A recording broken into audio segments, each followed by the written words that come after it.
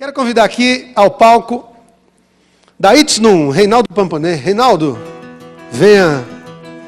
Não, mas venha mesmo. Venha, chegue chegando.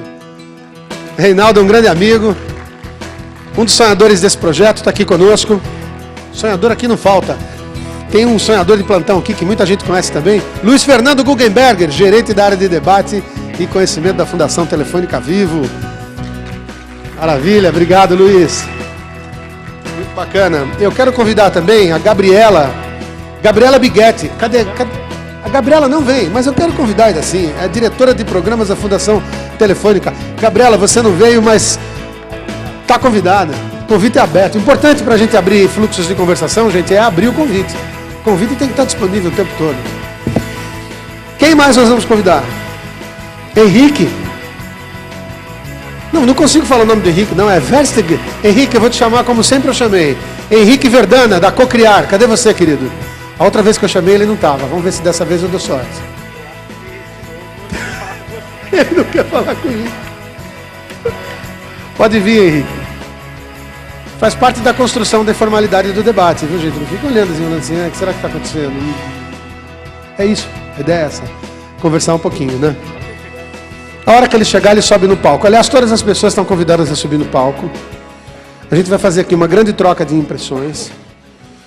E a gente vai explorar as possibilidades desse momento. Tá certo? Eu só queria, assim, explicar para vocês um pouquinho como é que funciona um aquário, né? E, na verdade, esse aquário é uma coisa que foi criada, acho que a gente criou isso há uns 2 ou 3 anos atrás, né, Luiz? Por um encontro da Vivo mesmo, né? No tempo era só Vivo, para tentar abrir e quebrar esse paradigma do palco, né? Então a ideia é que a gente tenha sempre uma cadeira vazia, ok? Então vamos prestar atenção, porque às vezes a gente senta e acaba ocupando todas as cadeiras, e a gente tem uma tendência de ficar escutando e ficar sentado na cadeira. Bom, tranquilo, mas se não fica a cadeira vazia, ninguém na plateia pode subir para entrar, né? Então vou só tomar cuidado, porque facilmente a gente esquece disso, né? E acaba ocupando todas as cadeiras, e aí o aquário ele lota e transborda, né? A ideia é essa. A palavra está com vocês, e a gente vai ocupando aqui até ficar com uma cadeira vazia só. É assim que funciona, né? Tá, eu vou sentar aqui, vou conversar um pouquinho também. Vamos ficar aí. É porque eu só fico aqui. Não, senhor, só dou aviso. Não, eu quero você conversar um pouco também viveu isso, essa então história. Então tá bom, então pronto, então estamos juntos. Pronto, eu mudei de boné, hein? Sou participante agora. Bem, boa tarde a todos. Tá? Eu acho que a gente começa hoje meio desconstruindo também. Eu queria começar fazendo um convite aqui para a plateia. Tem 2 pessoas que queiram subir aqui para conversar com a gente. 2, tem quantas cadeiras? Tem uma vazia, falta 1, 2, 3. Tem 3 cadeiras e eu queria convidar alguém que está na plateia. O objetivo é muito simples. Eu queria provocar vocês para que vocês trocassem o que vocês sentiram, o que vocês gostaram, o que vocês não gostaram, o que vocês aprenderam, o que vocês não aprenderam. O objetivo é esse, a gente trocar um pouco experiência e pensar um pouco também, não só na questão uma coisa que me veio muito aqui nesses dias, e é uma reflexão que eu tenho muito forte, é que a gente está pensando muito, sentindo pouco. Tá? Uma das coisas que eu queria provocar é justamente isso. Que tipo de sentimento esse festival trouxe para vocês? Tá? Eu acho que vale a pena a gente conversar um pouco sobre isso. E no segundo momento também provocar que a gente pense menos agora, a partir de agora. E que a gente possa se concentrar um pouco mais nisso aqui, nessa conversa, e que todo mundo possa ter a oportunidade de falar um pouco, né? A gente está muito interessado em conversar, sem verdades e sem brigado, mas o objetivo, basicamente, desse momento é esse. Eu queria pedir porque também foi meio de supetão, eu vi que ele chegou também, o Benjamin Taub, que está aí, e eu queria deixar ele de prontidão aí, porque... tá ali, Benjamin, desculpa, sempre uma cadeira vazia. Sempre uma cadeira vazia. Sempre uma cadeira vazia no aquário. Daqui a pouco você sobe. Isso. Só para botar para funcionar, não é deixar nada você não. O Benjamin, que eu queria que ele desse uma palavra para a gente aqui sobre algumas impressões que ele teve. Ele vai estar nos presenteando no final do evento aqui com um concerto de piano e o Sérgio Vaz vai estar recitando algumas poesias. Vamos literalmente fazer rap, tá? Rhythm and Poetry, tá? Mas de uma forma, você vai ver, a desconstrução do que a gente conhece como rap. Vai ser bem interessante. E se o Sérgio Vaz também estiver por aí, eu sei que ele está por aí, mas se alguém puder chamá-lo também, para que ele possa estar aqui. Eu estou fazendo 2 convites mais direcionados. Perfeito. Mas eu colocaria a pergunta que é sempre o objetivo desse encontro, e eu não tenho resposta, e eu vou colocar para quem primeiro veio, né, para cá, como é que você foi impactado. A gente está meio influenciado, porque a gente acabou pensando, implementando, e a gente pode estar querendo direcionar demais. E a minha pergunta para vocês é muito simples. E aí?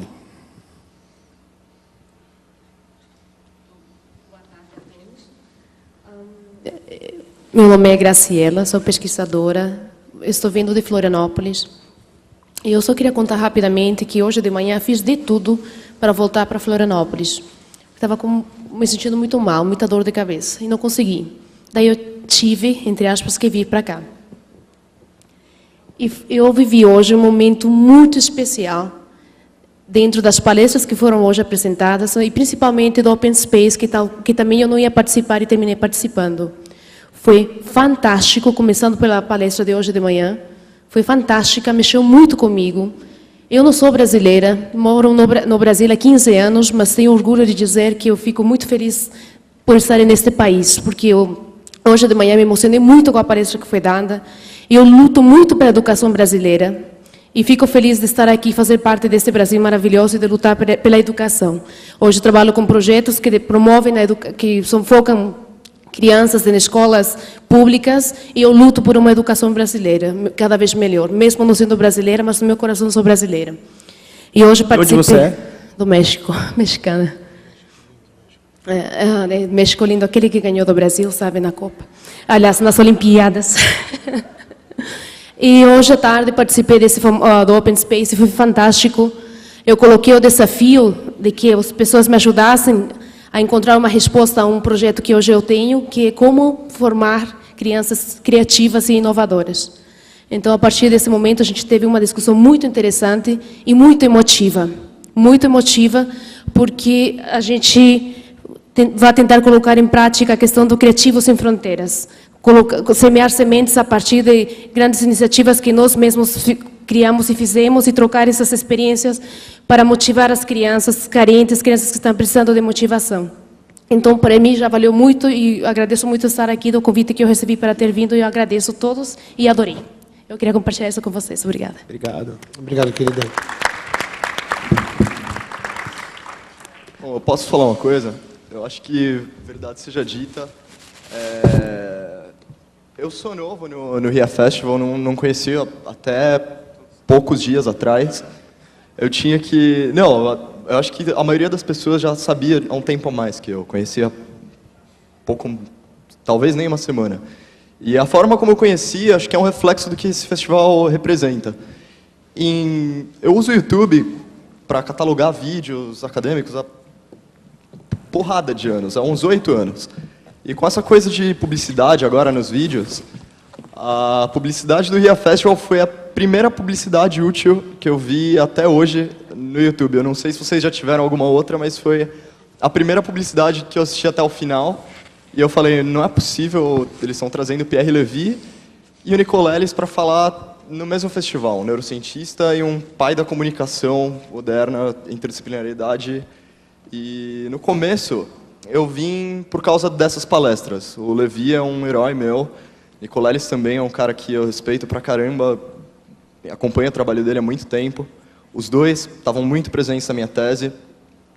Mas, chegando aqui, eu acabei conhecendo o Open Space, um pessoal que tá em sintonia com esse novo paradigma social que a gente está vivendo, essa disruptura do sistema centralizado, unificado. A gente está vivendo a época do fragmentado. As coisas estão cada vez mais sendo descentralizadas, não tem mais aquela reação de cima para baixo, as pessoas estão começando a ter essa mentalidade, acho que que já começa desde a época da produção de software com a App Store, que desfragmentou um pouquinho essa centralização do software. E é muito legal ver um lugar onde os desenvolvedores estão juntos, com questionadores importantes, porque é muito importante você ter esses hubs que a gente tem em massa. Tem muitos hubs por aí, mas você colocar o Pierre Levy junto, no mesmo evento, que nós jovens, que a gente desenvolve, a gente está com esse monte de ideia, acho que é essencial, sabe? A teoria tem que guiar a gente. Eu acho que o papel do festival foi muito bem cumprido. E, bom, cara, vocês foram a primeira publicidade relevante no YouTube em anos que eu uso isso. Eu queria agradecer a todo mundo que está aqui ainda. Eu acho que essa comunidade é uma coisa muito legal. Vocês não levantaram e foram embora, sei lá. E eu só acho importante que a gente continue isso depois daqui. Eu acho que seria interessante a gente formalizar redes, disponibilizar as palestras. Eu não ouvi nada em relação a isso. Não sei se é possível, não sei se tem... Serão. E, enfim, da gente fortalecer essa comunidade para não esperar para isso acontecer de novo só ano que vem. Eu acho que a gente tinha que estruturar alguma espécie de conexão entre as pessoas. E é isso, gente. O amigo que queria vir falar... Posso pedir uma... posso pedir... Benjamin, posso lhe convidar, mestre? Estou vendo, por favor.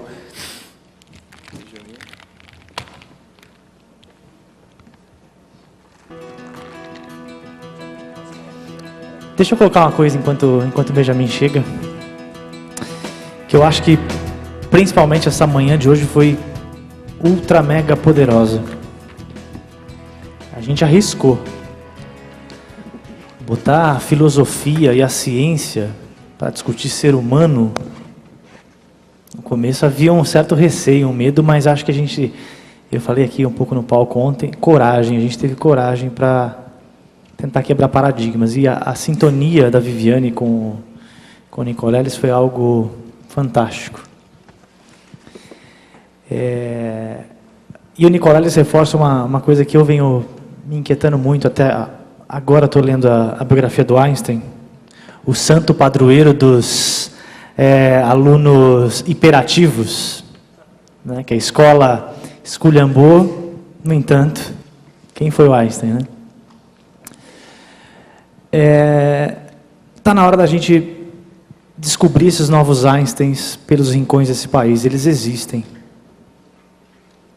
E aí o que me pega muito, até numa discussão que a gente estava ontem com o Eduardo Janetti e tudo mais, a gente fica toda hora, mas o jovem de hoje ele não é reflexivo, ele não é profundo, né, como era a geração passada. Mas escuta, será que a lógica hoje do jovem não é uma outra lógica? E a gente não precisa aprender com essa lógica? Aliás, eles fazem ciência muito mais do que os mais velhos, porque eles todos os dias estão experimentando. Gambiólogos, sevirólogos brotam em todos os cantos desse país. Olha, eu vou dizer uma coisa. Eu já tenho quase 50 anos, né? Não parece por causa da luz e a maquiagem e tal, mas... Parecia 60. Pois é, então isso que eu estou reforçando. Então, de certa forma, eu sou da geração anterior, né? E eu vou dizer para vocês, o pessoal lá na minha classe, ninguém lia nada, não. Essa história de que antigamente as pessoas liam e que agora, com a internet, ninguém escreve. Não, na minha classe era eu que lia, né? Tinha um japonês também que estudava pra caramba, e ele gostava tanto de estudar que ele também lia. E pronto. E uma menina que gostava de escrever poesia. O resto, todo mundo ia jogar bola. E era uma escola grande, tinha 3 mil alunos. E cada classe era um ou outro como eu, né? Então, só estou falando para o pessoal mais jovem que tem uma certa mística, né? Que a geração anterior e que agora a gente é mais profundo, né? E outra coisa, as conversas. Quando eu tinha 15, 16 anos, as conversas eram absolutamente rasas. As pessoas só falavam de futilidade. Ninguém sabia o que estava acontecendo no país. O país estava saindo de uma ditadura e os caras de 15 anos não tinham a menor ideia, não tinha com quem conversar. Então tem um certo mito, a gente tem uma tendência a olhar para trás e falar assim, não, porque antigamente... Não, nada disso. O mundo tem esse conjunto de problemas porque as pessoas da geração anterior tomaram decisões. É responsabilidade nossa. Então, eu acho estranho a gente olhar para essa geração Y e falar assim, tem alguma coisa errada com esses meninos, né? E acho que, no fundo, é uma maneira da gente exercer um medo. Porque a gente consegue perceber hoje que um camarada, às 10 da manhã, um camarada de 22 anos de idade, às 10 da manhã ele respondeu todos os e-mails que a maioria das outras pessoas mais velhas da empresa dele vão responder só no fim do dia. Então a gente dá um certo medo, né? E acho que dá um medo porque a gente não está conversando. A nossa geração, como a gente não conversou entre nós, muitas coisas, a gente também não está conversando com as pessoas mais jovens. A gente tem conexão digital, a gente tem contato abundante e tudo mais, mas a gente tem que começar a construir um entrelaçamento de um diálogo, né? Os filhos, as crianças se escondem dos pais do Facebook. Ai, meu pai leu o meu perfil. Ai, meu, e agora? Que é isso? A gente tem que começar a construir esse diálogo, né? E parar de achar que o pessoal da velha guarda era a grande... Né? Só queria fazer essa adendo, essa parte. Eu vou trazer algumas falas ou pensamentos que aconteceram aqui nesses 2 dias. E que é uma questão que se falou muito, volta e meia, temos que quebrar paradigmas, né? Mas nas conversas, o que eu escutei foi: nós temos que nos ver livres do preconceito. Tá? Eu acho que essa foi uma frase, toda hora eu estava ouvindo aqui, essa questão de preconceito, queria colocar isso no centro da sala e dizer o seguinte: nós vivemos uma sociedade extremamente preconceituosa e não tem paradigma que vai ser quebrado se não quebrarmos preconceito. Tá? É um pouco de uma coisa que ficou muito cristalizada nos diálogos aqui. Tá? Uma outra coisa que é muito importante aqui é que eu vou passar agora a palavra para o Benjamin, que é uma questão que o Nicoleles trouxe, que emocionou todo mundo hoje, mas que é um pensamento que a gente tentou articular, é que somos um país universal. Tá? Pois temos no nosso DNA, um pouco de cada canto do mundo. Tá? Daí, este nosso potencial criativo e a força da nossa diversidade. Tá? Eu estava vendo um dado agora, que uma amiga me trouxe, sobre uma empresa, a L'Oréal. Diz que existem 170 tipos de cabelos no mundo. E o Brasil parece que é o único país no mundo que se encontra os 170 tipos de cabelo. É um dado extremamente interessante. Incrível. Tá? Incrível isso. E eu vou passar a palavra e pedir para ele falar um pouco, que para mim é um dos grandes pesquisadores culturais brasileiros, tá? Que está aqui do nosso lado, e vou pedir para ele falar um pouco sobre esse país que a gente está construindo. Qual a impressão dele desse Brasil? Ele estava me provocando em relação a isso no cafezinho, e queria que ele compartilhasse um pouco dessa visão. Tá. É engraçado porque eu acho que eu vou contar para vocês um pouquinho da minha história, porque eu acho que ela talvez exemplifique um pouco isso. Rapidamente. Meu pai veio da Rússia, minha mãe da Polônia. Meu pai chegou há muito tempo, em 29, minha mãe chegou em 30 e pouco. Ambos saindo de movimentos quase sísmicos, né, na vida social. Meu pai da Revolução Russa e minha mãe veio antes da Segunda Guerra, ambos judeus, ficaram no Brasil, se conheceram no Brasil. Pois bem, eu nasci em 56,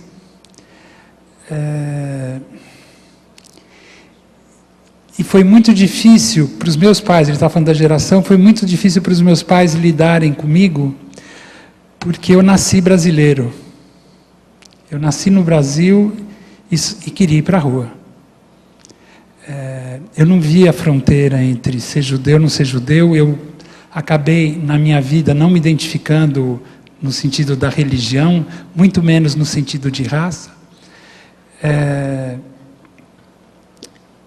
E a minha vida toda, a minha cultura, quando eu comecei a fazer música, a minha vida sempre foi o Brasil. Recentemente eu tenho viajado muito, tocando e por conta de fazer programação, as duas coisas. Então eu tive recentemente algumas vezes em Israel, e aí as pessoas me perguntavam lá em Israel, né, como é que é estar em contato com as suas origens, né? E eu pensei e falei, olha, as minhas origens são maracatu, bumba meu boi, e são mesmo. Eu adorei estar em Israel, mas também fui para a Palestina, adorei estar na Palestina, também fui para a Jordânia, eu me vejo assim. Então, e você sabe que às vezes, é quase um exagero o que eu vou falar, mas as pessoas perguntam, qual é a sua religião? Às vezes eu penso, eu sou brasileiro. Eu quero explicar rapidamente por que isso. Porque eu sinto que é a soma de todas as religiões.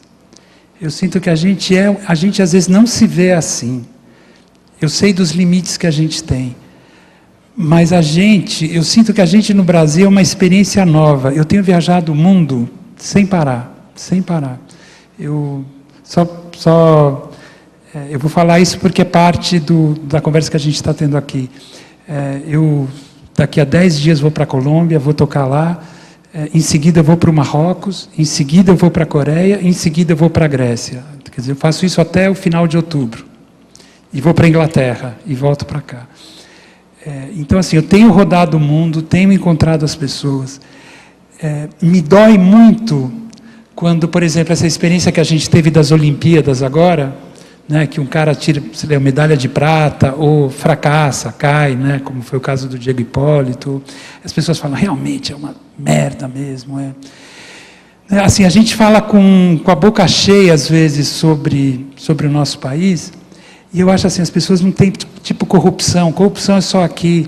Caramba, se a gente olhar a experiência europeia que acabou de acontecer, né, quanta corrupção, se a gente olhar mesmo o que aconteceu nos Estados Unidos, não é desculpa para a gente ser corrupto, mas a gente não pode perder a dimensão do mundo que a gente vive. A corrupção existe porque ela tem duas mãos, porque vem as pessoas de fora também querem corromper aqui. O sujeito quer comprar uma terra. Uma pessoa que trabalha comigo acabou de ir para o Canadá, para um festival de cultura indígena do Canadá, né? A experiência dos índios no Canadá é muito dramática. Eles estão perdidos, eles moram em cidades separadas, mas são cidades com casas. Eles, nas escolas que eles foram, eles só tinham um tipo de comida, quase comer uma gororoba todo dia. Isso no Canadá. O Brasil tem o Xingu, é uma experiência única no mundo. Claro que a gente não tratou bem os índios, eu não quero mascarar, mas, por outro lado, o Brasil é o único país, talvez, no mundo, que tem 300 tribos, agora do IBGE, falando 300 e tantos idiomas. A gente perde isso de dimensão, qual é o perigo? Se a gente só se olhar criticamente, a gente vai jogar fora experiências incríveis que a gente tem. A gente tem potenciais incríveis nesse país.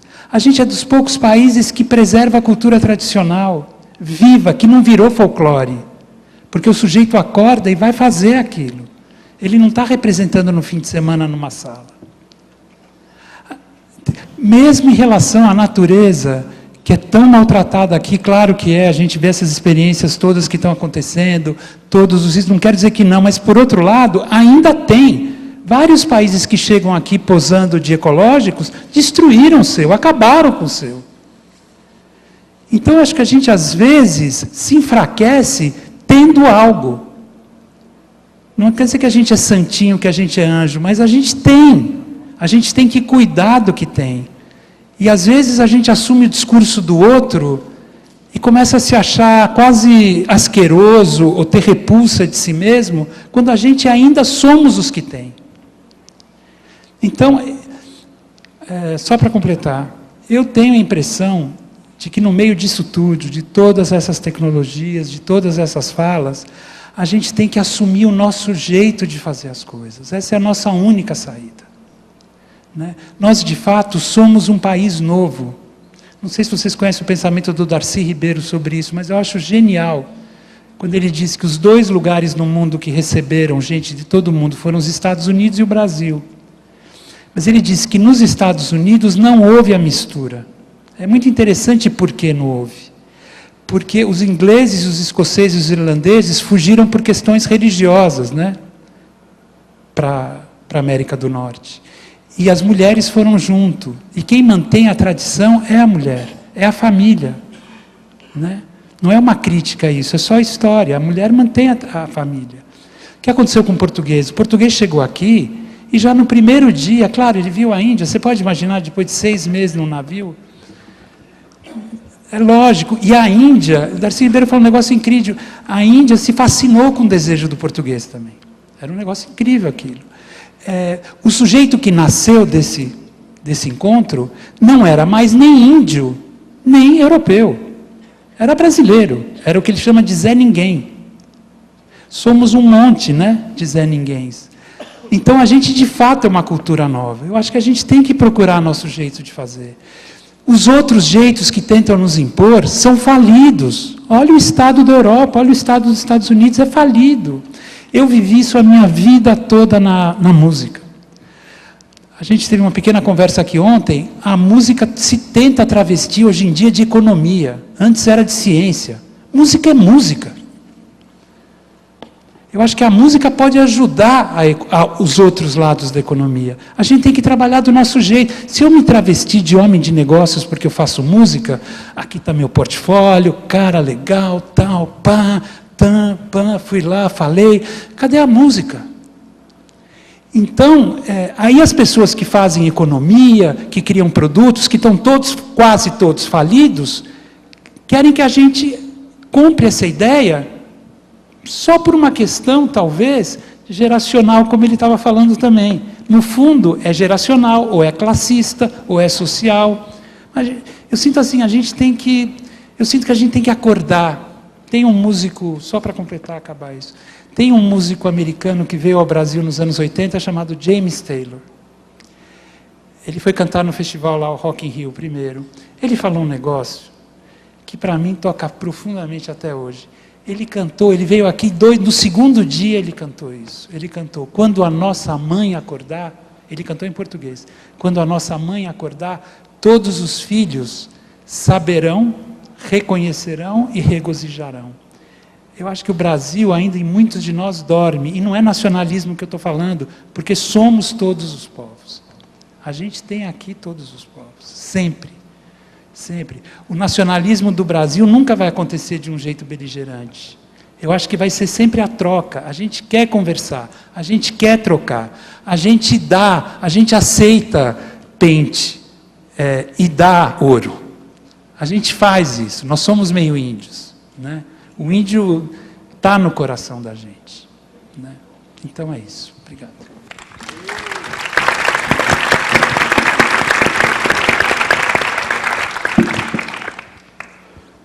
Boa tarde a todos. Eu sou aluno técnico do Centro Paula Souza, de Turismo Receptivo, e abri no YouTube, sempre, né? Eu acabei vindo no festival e fiquei interessado. E que eu senti aqui no festival, né, que a maior preocupação é assim, que está na cabeça de todos, ou seja, não está na cabeça, está no corpo, né, na alma. Eu acho que é o coração, né. Eu vi assim todos os trabalhos que as pessoas querem se doar, e a gente aqui tem que dar os parabéns para a Telefônica, né, por ela estar fazendo isso, dando essa oportunidade para a gente, para os jovens, né, para o pessoal que quer mostrar, poder colaborar com a sociedade. É isso.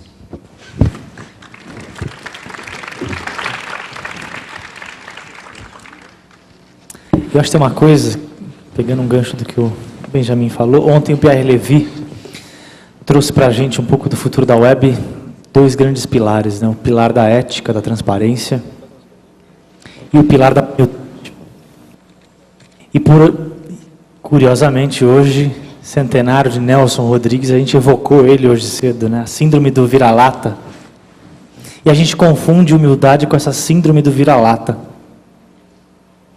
Curioso, as coisas como conspiram, porque a gente está vivendo aqui hoje, né?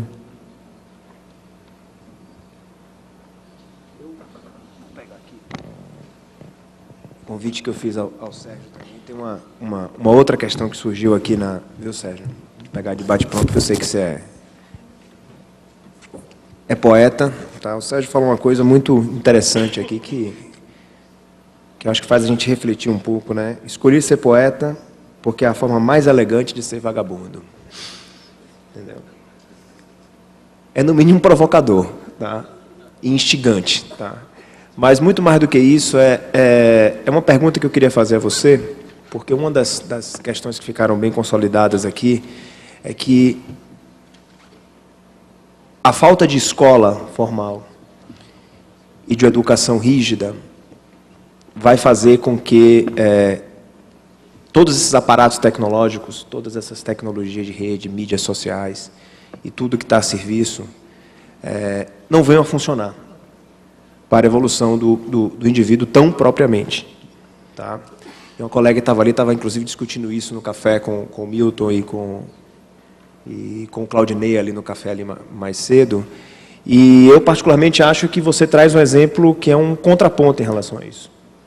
Tá? Eu acho que a experiência da Cooperifa, a experiência de todo o movimento da literatura periférica, nos mostra uma outra possibilidade, uma outra, vamos dizer assim, uma outra verdade que vai muito dentro do que o Benjamin falou. E algumas conversas que a gente já teve, você sempre falou, né? A gente nunca teve.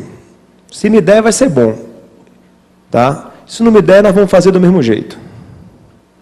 Então, eu queria que você falasse um pouco sobre essa verdade que surge assim como uma coisa... Se não for assim, não vai dar certo, entendeu? Se o aparato da educação formal, do jeito que existe, não nos subsidiar repertório para que a gente possa usar as ferramentas tecnológicas, elas não vão funcionar de jeito nenhum. São vários pontos. Bom, pegou de surpresa também, né? Que eu estava ali tomando um cafezinho. Eu acho, aquilo que eu acho da escola pública, é aquilo que eu falei antes, eu acho que a escola pública está parecendo privada, né? E que se o Estado não retomar a educação pública de qualidade, muitas vezes o ensino de qualidade mínima, resultado é presídio de segurança máxima, né? Então, a gente não adianta ficar filosofando. Eu já disse que escola, para mim, não é Piaget, é Pinochet, né? O governo é obrigado a dar estrutura ao professor, é obrigado a fazer com que o aluno vá assistir a aula. Porque também você pega uma escola atrasada e o moleque está na rua com o celular, conversando com milhares de pessoas, ele está jogando, ele está trocando música, aí ele chega na escola, a escola está parada, né? E aí você chega para ele e fala, você tem que estudar. Ele fala, o quê? Né? Me dá uma ideia do que eu posso... Então é isso, então o aluno não repete mais de ano também, não tem mais ponto negativo, não tem a semana de prova que é tenso, lembra que tinha aquela coisa, essa semana é tenso. Então você não precisa ir mais à escola, ou só vai e dá o nome, no final você faz um trabalho, e resume-se um conselho que diz, olha, o Reinaldo Pomponnet é um bom baiano, né, palmeirense, que a gente merecia passar ele. Puxa vida, ele presta tanta atenção no que a gente fala, né?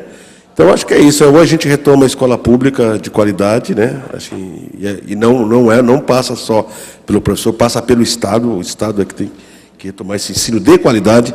Não adianta toda criança estar na escola e toda criança não vai aprender desse jeito, entendeu? Toda criança na escola vai ser pior.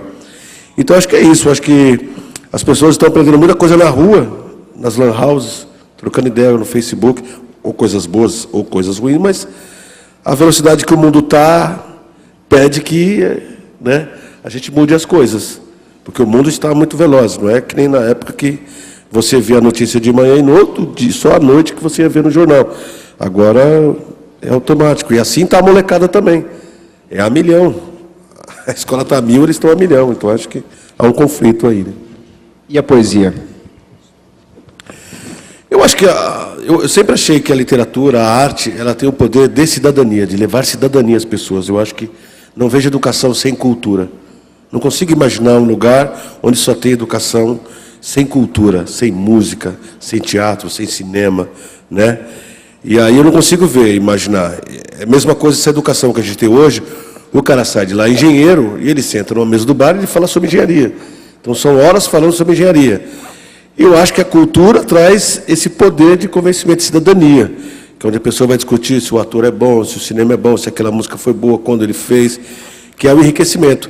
E quando a arte transforma alguém em cidadão, esse cidadão transforma o país. Porque primeiro ele se transforma para mudar o país.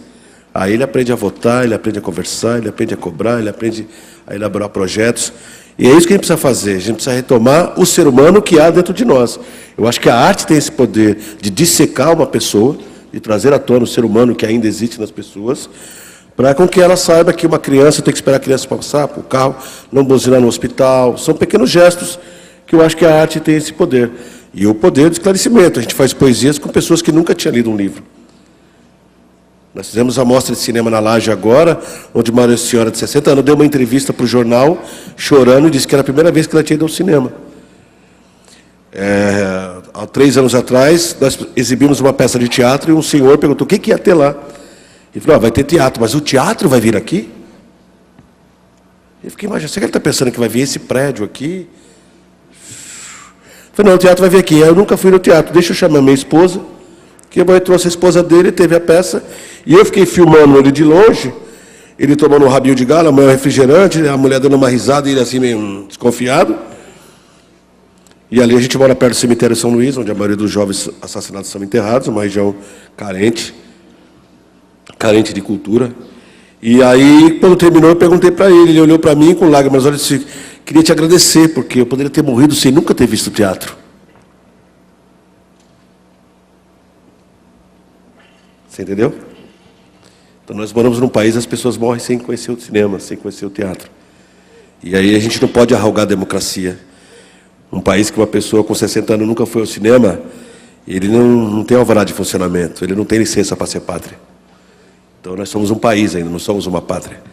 E o dia que as pessoas com 60 anos tiverem ido ao cinema, ao teatro, ouvido uma música clássica, ouvido um poema,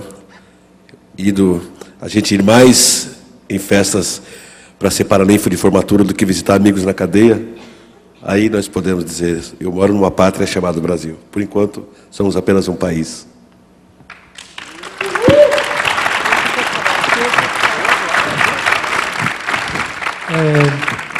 Aqui embaixo desse auditório tem uma escola de música para jovens, né, que vem da periferia. E a gente teve muito tempo, a gente ouviu assim, em discussões sobre questão de educação, essa questão de quem vem da favela, quem vem da periferia, como se tivesse que esperar uma nova oportunidade, uma outra vida, porque nasceu no meio de dificuldades, não foi bem alimentado e tal. Esses 2 dias que eu estou aqui, eu tenho passado metade do tempo lá embaixo vendo uma molecada tocando. Tem gente de 15, 14, 18... Eu duvido que músicos que viessem dos bairros mais ricos da cidade ou do país tocariam tão bem quanto esses jovens estão tocando. É impressionante como as pessoas só precisam de oportunidade. Assim, é uma porrada ver essa molecada tocando aqui embaixo. Então, acho que, de fato, assim, está tudo aí para ser feito. E eu sinto que, em geral, as pessoas falam assim, a violência está quase explodindo, é só você acender um palito que explode. Eu sinto, às vezes, que o Brasil está quase explodindo criativamente. É só dar oportunidade que ele explode. Porque o que tem de gente, como você falou da coisa da poesia, essa molecada, se vocês forem ver embaixo, é impressionante assim, o que eles estão tocando. Um menino, ontem eu vi um menino de 16, 17 anos, pegou o contrabaixo e tocou um tema do Jaco Pastorius, que é difícil. Jaco Pastorius é um cara bom, assim, né, tocando. O moleque foi lá e tocou. Assim, é uma experiência muito incrível, viu? Muito incrível mesmo. Pegar um gancho aí. O Nicoleles trouxe hoje uma metáfora interessante, né? Que está cheio de avião para levantar voo no Brasil, falta aeroporto. Tá? E eu estou com um amigo aqui, uma pessoa que eu conheci, que é o Dinho, tá? Representante aqui do Morro do Alemão, no Rio de Janeiro.